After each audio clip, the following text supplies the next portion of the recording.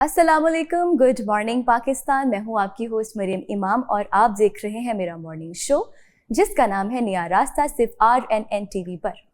नाज़रीन, मेरे आज के मेहमान एडवोकेट हैं मोहम्मद इब्राहिम मिन्हास। आइए इनसे मिलते हैं। अस्सलामुअलैकुम, गुड मॉर्निंग, कैसे हैं आप? सलाम, थैंक यू सो मच। मैं बिल्कुल ठीक ठाक, अल्हम्दुलिल्लाह। इब्राहिम साहब, मुझे बताएं आज क्या टॉपिक है, आज हम किसको डिस्कस करने वाले हैं? आज बेसिकली हम डिस्कस करेंगे फैमिली लॉज को, जो कि एक बहुत बड़ा टॉपिक है और मेरे ख्याल में लोगों को इसके बारे में नॉलेज होना बहुत ज़रूरी है और लोग इसको समझना चाहते भी बिल्कुल। और एक काफ़ी बड़ा टॉपिक है फैमिली लॉज। आज हम फैमिली लॉज के ऊपर बात करेंगे, फैमिली लॉज से बात करने वाले हैं। चलिए मैं आपसे पूछती हूँ कि फैमिली लॉज है क्या? देखें, फैमिली लॉज जैसे कि नाम से ही जाहिर है, फैमिली लॉज एक फैमिली के बीच में होते हैं जिसमें मियाँ बीवी और बच्चे होते हैं जी। मियाँ बीवी की कोई भी आपस में जब बात हो जाए, इख्तलाफात हो जाए, तो वो फैमिली केसेस उन्हें कहा जाता है। बाज़ औक़ात इसमें मेंटेनेंस की हद तक और ख़र्चे की हद तक हम जो है बच्चों के जो दादा हैं उनको भी पार्टी बना सकते हैं, बट मेनली मेजॉरिटी केसेस मियाँ बीवी के दरमियान ही होते हैं। ठीक है इब्राहिम साहब, मुझे ये बताइए कि कौन कौन से मामलात फैमिली कोर्ट में आते हैं? फैमिली कोर्ट में बेसिकली डिफरेंट तरह के केसेस होते हैं, लेकिन मेनली जब मियाँ और बीवी के दरमियान इख्तलाफात पैदा हो जाएं काफ़ी ज़्यादा, तो वो अपना कानूनन और शरई हक इस्तेमाल करते हुए फैमिली कोर्ट्स में आ सकते हैं। फैमिली कोर्ट्स जो बेसिकली हैं उसके अंदर सिविल जज साहिबान होते हैं, वो बैठते हैं। ठीक है। और वो ये केसेस जो हैं इनकी समाअत करते हैं, ये केसेस सुनते हैं वो और इनका फैसला करते हैं। ठीक है। इसके अंदर ये है कि बाकी खर्चे के केसेस, हक महर के केसेस, खुला के केसेस, ये डिफरेंट केसेस हैं जो इसके अंदर आते हैं। फिर एंड में अगर बच्चे हैं, अगर तो बच्चे नहीं है फिर ऑब्वियसली एक औरत यही केसेस फाइल करेगी, लेकिन अगर बच्चे भी हैं जी, तो फिर इसके अंदर कस्टडी केसेस, बच्चों के खर्चे के केसेस, ये सारे केसेस हैं जो फैमिली कोर्ट्स में आते हैं। ठीक है, तो अगर किसी ने फैमिली कोर्ट में कोई केस फाइल करना हो तो वो कैसे करेंगे? देखिए, फैमिली कोर्ट में अगर किसी ने केस फाइल करना हो तो देखा जाता है कि जो खातून है वो कहाँ पर रहती है। फ़र्ज़ करें अगर एक मर्द है, वो कराची में रहता है या किसी भी और शहर में रहता है, और ख़ातून अगर लाहौर में रहती है तो उसको लाहौर आके केस फाइल करना पड़ेगा, जहाँ ख़ातून रिजाइड कर रही है, जहाँ पर ख़ातून रह रही है उधर आके उसको केस फाइल करना पड़ेगा। और इसके अंदर ये है कि हम मुस्लिम फैमिली एक्ट 1964 को मद्देनज़र रखते हैं। ठीक है।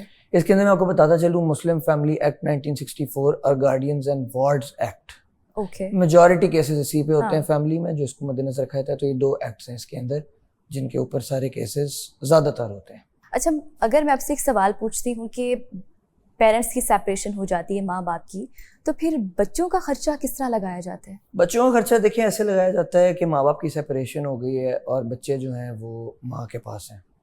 इसके अंदर कोई फिक्स्ड अमाउंट नहीं है कि मैं आपको कहूँ लेट से 10,000 है या 20,000 है, ठीक है, तो यही अमाउंट होगी जिसका बच्चों का खर्चा लगाया जाएगा, ऐसा बिल्कुल नहीं। इसमें देखा जाता है कि बाप का फाइनेंशियल स्टेटस क्या है।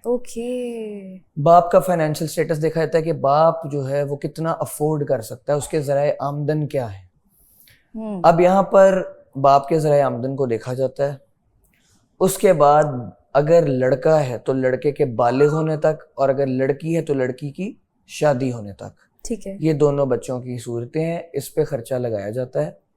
ये दो सूरतें बाप के फाइनेंशियल स्टेटस को देख के उसके हिसाब से ये फ़र्ज़ है बाप पे कि ये उसने अदा करना ही करना है। ये जो खर्चा है ये बाप ने उस अपने फाइनेंशियल स्टेटस को जब कोर्ट देख लेगी, सारी चीज़ें देख लेगी, फिर जो कोर्ट खर्चा लगाएगी वो बाप लायबल है वो खर्चा। बच्चे की किस एज तक? मैंने जैसे बताया कि बच्चा बालिग होने तक और बेटी की शादी तक। बेटी की शादी तक, जी। तो ये खर्चा लगाया जाता है। अच्छा, तो फिर ये बच्चों के जो गार्डियन केसेस हैं ये कहाँ फाइल होते हैं? जैसे माँ के केसेस हैं, खातून के केसेस हैं, खातून के केसेस वहां पर होते हैं जहाँ वो रह रही हो। ठीक है। वैसे आया कि बच्चे बाप के पास हैं या माँ के पास हैं, बच्चे जहाँ भी रह रहे हैं, जहाँ बच्चे रिजाइड कर रहे हैं, जिस भी शहर में, उस शहर की फैमिली कोर्ट्स में दावा किया जाएगा। इब्राहिम साहब, अदालतें ज़्यादातर जो कस्टडी है ना वो माँ को देती है। क्या ऐसी सूरत हाल बने कि फादर को मिल जाए? अच्छा देखिए, इसमें ना एक अच्छी चीज़ इसलिए है कि गार्डियंस एंड वार्ड एक्ट के अंदर ना सबसे पहले बच्चों की वेलफेयर को देखा जाता है। ठीक है, कि बच्चों की वेलफेयर जो है वो होनी चाहिए, वेलफेयर होनी चाहिए। ठीक है। अब इसके अंदर आप ये देखें कि बच्चों की कस्टडी जो है वो ज़्यादातर माँ के पास होती है, क्योंकि एक जो फैमिली का जो लॉ है उसके अंदर ये कहा गया है कि माँ की गोद से अच्छी औलाद के लिए कोई जगह नहीं है। इसमें फिर उन्होंने कुछ सूरतें दे दी हैं। इसमें कोई शक नहीं है कि 7 साल से पहले जब बच्चा ऑब्वियसली माँ का दूध पी रहा है, बच्चा एक छोटा बच्चा है, तो उसको तो माँ की गोद से बेहतर, जैसे मैंने पहले बताया, कोई जगह नहीं है, इसलिए वो तो रहेगा माँ के पास। खैर, अब वो माँ के पास है, तो 7 साल के बाद जब बच्चा बड़ा होता है, अगर वो अदालत में आके ये बयान दे देता है कि मैं बाप के साथ रहना चाहता हूँ या माँ के साथ रहना चाहता हूँ, फिर ये कोर्ट देखती है, कोर्ट कर सकती है फैसला जो बच्चा कह रहा है उसके कहने के हिसाब से, जो भी कोर्ट बेहतर समझे, कोर्ट फैसला कर सकती है। पहली तो ये सूरत हो गई, ठीक है। दूसरी सूरत ये है कि आप देखें, माँ को कोई ऐसी बीमारी लग जाए जो कि बच्चे के लिए खतरनाक साबित हो सकती है, जानलेवा साबित हो सकती है, बच्चे के लिए कल को कोई मसला पैदा हो सकता है उस बीमारी की वजह से, तो अदालत इस चीज को मद्देनजर रखते हुए फिर भी कस्टडी बाप को दे सकती है। ठीक है, बिल्कुल। तीसरी सूरत हाल इसके अंदर ये है कि आप देखें, अगर माँ ने दूसरी शादी कर ली, ठीक है, माँ दूसरी शादी कर लेती है, तलाक है उसके बाद या खुला कर दूसरी शादी कर रही है, और उसकी बेटी है और बेटी थोड़ी बड़ी हो गई है, तो बाप अदालत में ये एतराज़ उठा सकता है कि जी मेरी बेटी गैर महरम के साथ रह रही है और जवान बेटी है, तो एक गैर महरम के साथ कैसे रह सकती है। अभी देखे ना कि एक पॉइंट तो है कि एक जवान बेटी है, गैर महरम से शादी कर ली है, तो अगर बाप ये अदालत में एतराज उठाए तो इस सूरत में भी अदालत, मतलब माँ ने किसी से शादी कर ली है, जी दूसरी शादी कर ली, ठीक है, दूसरी शादी कर ली और बेटी, इसीलिए देखिए मैं आपको एक बात बताता चलूं, इसीलिए ना अदालतें मुसालिहत पसंद करती हैं। मुसालिहत का मैं आपको थोड़ा बताता चलूं, मुसालिहत बेसिकली एक सुलह कराना, एक आपस में सेटलमेंट कराने को कहते हैं। अदालतें मुसालिहत को पसंद करती हैं। अदालतें यही चाहती हैं कि घर ना टूटे, क्योंकि देखें जब घर टूटता है तो सबसे ज़्यादा जो इफ़ेक्ट होते हैं वो बच्चे होते हैं। जब स्ट्रॉन्ग टाइज होती हैं, फैमिली टाइज होती हैं माँ बाप की, जब वो टूटती हैं तो आप देखें ना हमारे माशरे में सबसे ज़्यादा इफेक्ट कौन होता है? हमारे माशरे में सबसे ज़्यादा इफेक्ट होने वाले बच्चे होते हैं। इस वजह से अदालतें ट्रायल मुकदमा शुरू होने से पहले मुसालिहत की कोशिश करती हैं। उसके बाद अदालतें मुकदमा ख़त्म होने के बाद फैसला होने से पहले भी मुसालिहत की कोशिश करती हैं कि घर बच जाए, क्योंकि सबसे ज़्यादा पसंदीदा फैमिली कोर्ट्स का जो एक अमल है वो मुसालिहत होता है। ठीक है, बट फिर भी अगर कोई सूरत हाल ऐसी बन जाए कि मुसालिहत नहीं हो सक रही है, या कोई भी मसला मसाइल आपको पता है पना होता है, बाज़ वक़्त लोगों के दिलों में बातें होती हैं, नहीं हो सकता, फिर ये सूरतों को मद्देनज़र रखते हुए अदालतें जो है कस्टडी वो बाप को दे सकती है। बाप को दे सकती है। अभी आपने गैर महरम का एक वर्ड यूज़ किया था, वो क्या दूसरे बाप के लिए? जी देखिए ना, जब माँ से देखें, मैं आपको बताऊँ, नो डाउट माँ से अच्छी तो कोई बच्चों की देखभाल, बाप ने बाहर चले जाना है बच्चों के लिए कमाना है, लेकिन फिर भी बाप का जो प्यार है और माँ का भी प्यार है वो कोई गैर तो नहीं ना दे सकता। माँ बाप का प्यार तो माँ बाप का प्यार तो माँ बाप का प्यार। अब माँ ने शादी कर ली है, गैर महरम है बच्ची के लिए, तो गैर माँ के लिए तो वो महरम है, उसने शादी माँ के लिए महरम है, बच्ची के लिए, लेकिन बच्ची के लिए तो वो गैर महरम है। ठीक है, बच्ची ने उस घर में अगर जाना है माँ के साथ, तो बच्ची का तो वो बाप नहीं होगा ना, कि बच्ची के लिए तो वो गैर महरम है। तो इस वजह से बच्ची के लिए अगर बाप ये एतराज़ अदालत में उठाता है कि ये एक गैर महरम है और मेरी बच्ची वहाँ रह रही है और बाप को पसंद नहीं, तो अदालत ये सूरत को मद्देनजर रखते हुए फैसला कर सकते हैं। इब्राहिम साहब, अगर हम शादी की बात करें तो मैं चाहूँगी मुझे ये बताएं कि दूसरी शादी के हवाले से हमारे मुल्क में क्या कानून है? देखिए, इसमें मैं आपको ये बताऊँगा कि बड़ा एक अच्छा सवाल है और लोगों को इसकी अवेयरनेस होनी चाहिए, क्योंकि मैंने ज़्यादातर देखा है कि लोग जो है ना, वो जिनको अवेयरनेस नहीं है, शायद अनएजुकेटेड है, इलिटरेसी का भी शायद कोई ना कोई रोल हो। बट मसला ये है कि आप देखें कि लोग शादियां कर लेते हैं, बीवियों को पता नहीं होता और घर खराब होते हैं, कुछ छुपा के कर लेते हैं, तो कुछ भी रीज़न हो सकती है। देखें, इसके अंदर ना इस्लाम में एक से ज़्यादा शादियां करने की इजाज़त मर्द को दी गई है, इस्लाम में दी गई है। ठीक है। लेकिन साथ में ना इस्लाम में ना कुछ सूरतें बता दी गई हैं दूसरी शादी करने की। वो जो सूरतें हैं ना, उनके अंदर ये कहा गया है सबसे पहले कि दूसरी शादी करने के लिए सब ऑब्वियसली काफी केसेस ऐसे हो सकते हैं कि मर्द को दूसरी शादी करने की कुछ मजबूरी हो या कुछ भी हो। उसके अंदर जो है वो सबसे पहले औरत की इजाजत बहुत जरूरी है। औरत से इजाजत लेना बहुत जरूरी है। सबसे पहली जो उसके अंदर एक जो केस है ना, सबसे पहला एक जो आपका सिनेरियो है वो औरत से इजाजत लेनी बहुत जरूरी है। ठीक है। अच्छा, इसके बाद ना सिर्फ औरत से इजाजत लेना जरूरी है, जिस इलाके में वो रह रहे हैं उस इलाके की मुतलका यूनियन काउंसिल या उस इलाके की मुतलका म्युनिसिपल कमेटी जो है वहां पर इजाजतनामा दर्ज होना भी जरूरी है। अच्छा, वो दर्ज होगा फिर एक इंसान दूसरी शादी कर सकता है। क्योंकि ये इजाजतनामा, वैसे तो लोग कहते हैं कि लोगों को ज्यादातर नहीं है पता, चलो कुछ लोग जो इजाजत ले भी लेते हैं अपनी बीवियों से, उन लोगों को भी ये नहीं पता कि यूनियन काउंसिल या म्युनिसिपल कमेटी के अंदर हमने इजाजतनामा जमा कराना। तो ये जरूरी है, इजाजतनामा दर्ज करवाना जरूरी है। ठीक है। अगर इब्राहिम साहब इजाजत लिए बगैर कोई मर्द शादी कर लेता है तो फिर क्या है उसके बाद? अगर कोई इजाजत ले लेता है तो कानूनन एक गलत अमल है, जो कि एक शरीयत ने एक चीज कह दी है। जब शरीयत ने ये सारी चीजें लिख दी हैं, सारा तय कर दिया कानून में हमारे ये चीजें, तो मेरे आपके कोई मतलब अगर हम इस बारे में कह दें कोई चीज, तो वो मेरे ख्याल में मैं नहीं समझता कि वो कोई ना कोई है। जब एक चीज कह दी गई है, जब एक रूल बना दिया गया, देखे ना, अब आप एक गेम खेलते हैं जब कोई, या आप कोई किसी चीज को आप करते हैं तो आपको उस चीज की रूल्स एंड रेगुलेशंस को फॉलो करना पड़ता है। ठीक है। और इसके अंदर ना मुस्लिम जो है ना फैमिली रूल 1961, ठीक है, उसके अंदर सेक्शन 6 है जिसमें पॉलीगेमी का जिक्र है। किसका? पॉलीगेमी। ओके। पॉलीगेमी बेसिकली दूसरी मुस्लिम फैमिली रूल, एक मुस्लिम फैमिली एक्ट था 1964, ये मुस्लिम फैमिली रूल 1961 है। ठीक है। जिसके अंदर सेक्शन 6 अगर आप देखें, जरूर पढ़िएगा, उसके अंदर पॉलीगेमी का जिक्र है। ओके। तो पॉलीगेमी जो है बेसिकली वो दूसरी शादी के ऊपर है और उसके अंदर सारा कुछ लिखा हुआ है, वहां से हमें काफी कुछ पता चल जाएगा। और अगर लोगों ने इसके बारे में क्लियर, ये तो हम चीजों का जस्ट एक इंट्रोडक्शन दे रहे हैं ना, ऑब्वियसली आगे चलते चलेंगे जब शोज, तो इंशाल्लाह हम मजीद इसको डेप्थ में कवर करेंगे चीजों को, और हम डेप्थ में चीजों पे जाएंगे। बट ऑब्वियसली अगर लोगों ने अभी भी, अगर हम एक टॉपिक को क्लियर लें, तो मेरे ख्याल में लॉ एक ऑब्वियसली वाइड ओपन चीज है। अगर एक एक टॉपिक को हम कवर करेंगे तो काफी एक लंबा टॉपिक बनता जाएगा ना वो, तो उसको भी इंशाल्लाह हम टॉपिक, जैसे कि अगर हमें ऑब्वियसली लोगों की तरफ ये आता है, लोगों की तरफ से ये आता है कि हमें इस टॉपिक के ऊपर क्लियर है, तो हम उसके ऊपर प्रॉपर एक शो कर सकते हैं। बिल्कुल। बट ये है कि पॉलीगेमी जो है सेक्शन 6 जो है उसके अंदर काफी कुछ चीजें डिफाइन है। ठीक है। इब्राहिम साहब, अदालत बच्चों की मीटिंग के लिए एक स्केड्यूल बनाती है। लेट्स सपोज अगर कोई इसकी खिलाफ वर्जी करता है तो फिर क्या होगा? ये आपका अच्छा क्वेश्चन है। अदालत अगर शेड्यूल बनाती है मीटिंग का, तो उसके अंदर ना सबसे पहले देखा जाता है बच्चे बाप के पास हैं या बच्चे माँ के पास हैं, जिसके पास भी हैं, तो अदालत सबसे पहले शेड्यूल बनाती है कि बच्चों ने किस जगह पे मिलना है।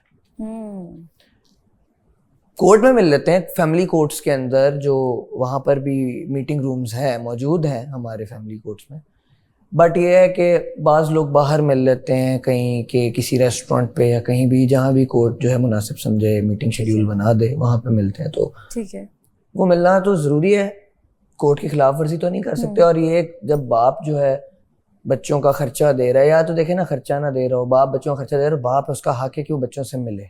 यस। इसी तरह माँ है, माँ का भी हक है। क्योंकि मैंने पहले भी बात की ना कि इस सिनेरियो के अंदर सबसे ज्यादा जो इफेक्ट होते हैं वो तो बच्चे होते हैं। exactly. तो बच्चों को, और हमारे एक लॉ के अंदर ना गार्डियन एंड वार्ड्स एक्ट के अंदर सबसे ज्यादा देखे जाने वाली चीज बच्चों की वेलफेयर है। जैसे कि मैंने पहले बताया, बच्चों की वेलफेयर को सबसे पहले मॉनिटर किया जाता है कि बच्चों की, क्योंकि बच्चों का देखे क्या कसूर है। ठीक है। तो इसके अंदर बच्चे जो हैं उनको मिलने का जब मीटिंग शेड्यूल होता है और माँ या बाप जब मिलने आए, और अगर जिसके पास बच्चों की कस्टडी है वो बाप, लेट्स से माँ के पास कस्टडी है और बाप एक जो कि गार्डियन है उससे नहीं मिलने दिया जा रहा, बच्चों को उससे मिलने से रोका दिया जा रहा है, बाप जो है जी। वो काफी देर बैठ के इंतजार कर रहा है जहां भी मिलना है और बच्चे नहीं आ रहे, तो इसके अंदर कोर्ट्स ने ना एक ज़ाब्ता फौजदारी के अंदर सेक्शन 100 के सर्च वारंट्स निकालते हैं। अच्छा। उसका प्रोसेस ये है कि सेक्शन 100 के सर्च वारंट्स निकलते हैं ज़ाब्ता फौजदारी के अंदर। उसके बाद एक कोर्ट एक बैलिफ को एक नुमाइंदा मुकर्रर करती है, बैलिफ को भेजा जाता है। एक बैलिफ जो है वो जाता है जहाँ भी बच्चे होते हैं वहाँ पे, वो सर्च वारंट लेके और बच्चों को फिर लेके आता है और फिर बाप से मिलवाता है। और ये मिलवाना जो है ये ज़रूरी होता है।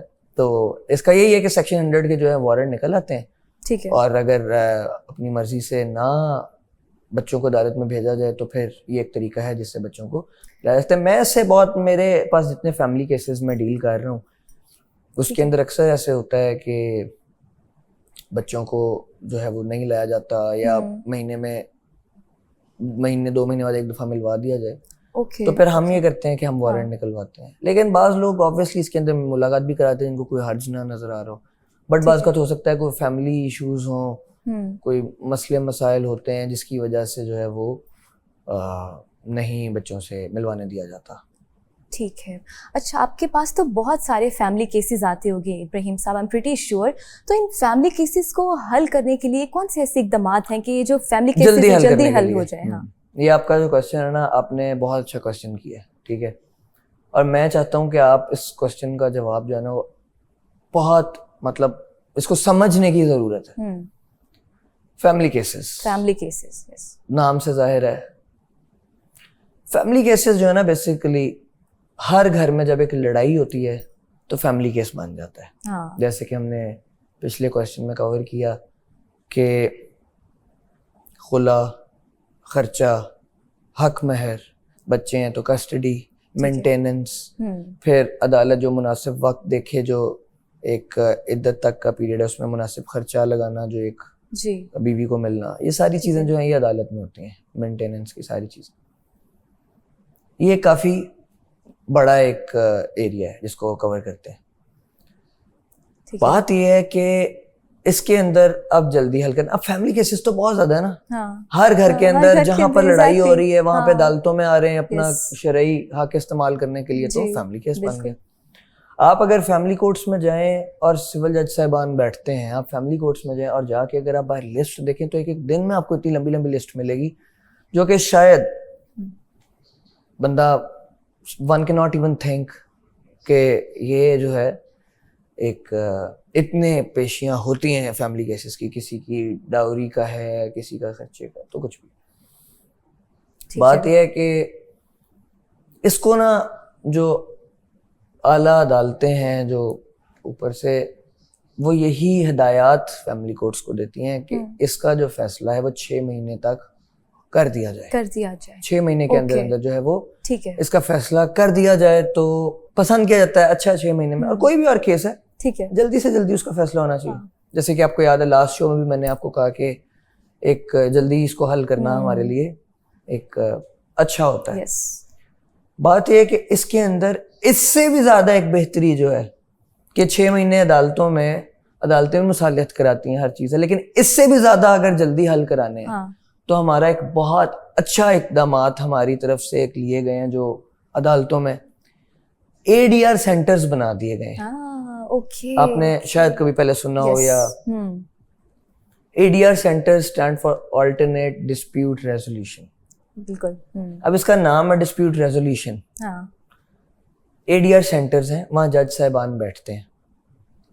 वहां पर देखें जो हमारे वकला साहबान हैं जी, उनकी एक्टिव पार्टिसिपेशन अगर तो हो, अच्छी बात है, ना भी हो, पैसे बाज जो पार्टी हैं वो हमारे पास आती हैं थोड़ी इतने वेल ऑफ नहीं होते, अफोर्डिंग नहीं होते हैं, तो उनके लिए तो देखें बहुत अच्छा इकदाम है ना ADR। अब उसके अंदर वकला साहबान जो है वो अगर आए अच्छी बात है, बट अगर उनको कोई पार्टी अफोर्ड नहीं भी कर सकती तो कोई मस्ट सिनेरियो नहीं है कि वहां पर शहादतें होंगी, एविडेंस होगी, जो भी सारा चलेगा, केस चलेगा और उसके बाद एंड होगा, खर्चा होगा, नथिंग।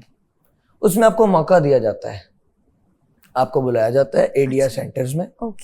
ठीक है। एडीआर सेंटर्स में आपको बुला के आपको बिठाया जाता है, आपकी आपस में आपका एक रिजॉल्व करने की कोशिश की जाती है जजेस की तरफ से, आपको बिठा के कोशिश की जाती है कि दोनों के टर्म्स के ऊपर कुछ ना कुछ जैसे कि मैंने पहले बताया कि मुसालियत जो है वो पसंद की जाती है।